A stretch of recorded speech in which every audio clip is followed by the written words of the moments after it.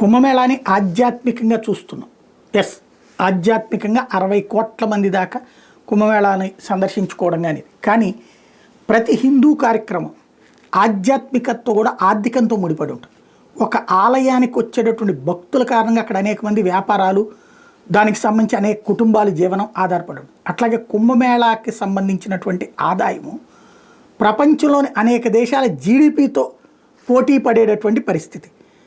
టోటల్గా మహాకుంభమేళ ఆదాయం $3 ట్రిలియన్ కింద లెక్కేస్తున్నారు.